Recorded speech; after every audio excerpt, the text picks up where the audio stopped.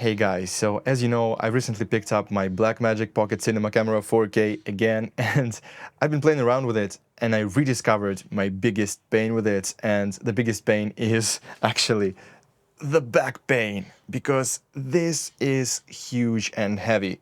But what is actually worse with it, like I'm using a Tilta G2X gimbal, yeah, with it just came with Tilta Nucleus Nano. I initially just wanted to buy a Nucleus Nano, but the guy in the store said, well, we kind of have this gimbal and it just nobody wants to buy it, so maybe you will buy it for super cheap. And I just like couldn't resist the price, I guess.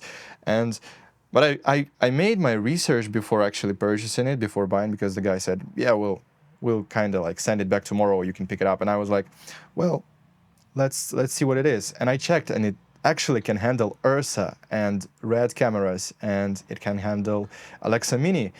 And I decided, yeah, well, it should handle Pocket, right? And it does. Like, as you can see, it does it perfectly. Like, it handles it. But there is a but.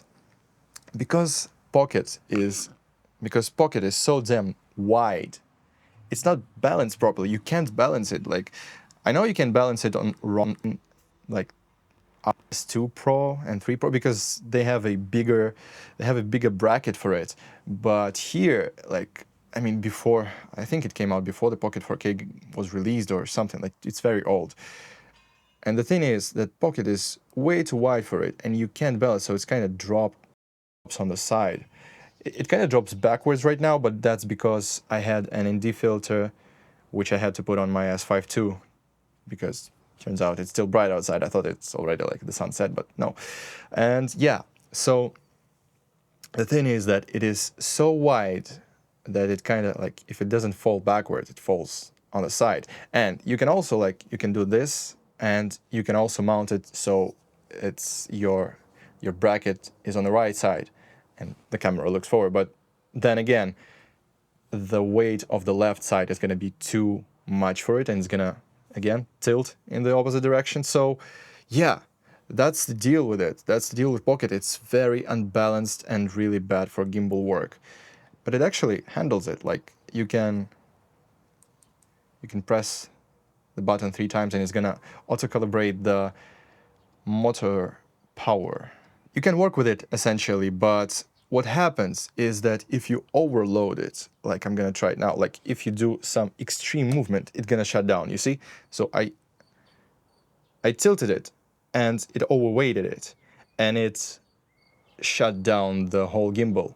So that's the issue I have with Blackmagic combined with Tilta G2X gimbal.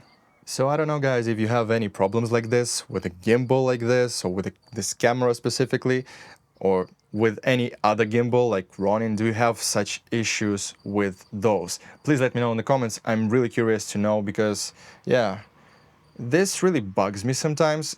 And overall, I'm like considering which camera I want to buy next, because it's time to upgrade. Like, Pocket 4K is a really great camera, but I feel like I just personally want to upgrade, and it's either gonna be a new Blackmagic camera or something else. So yeah, let me know what you think. Thanks for watching, and I will see you in the next one. Well, the neighbor has to do his fucking renovating every time. There's a church bell. There's everything. Shit. Really.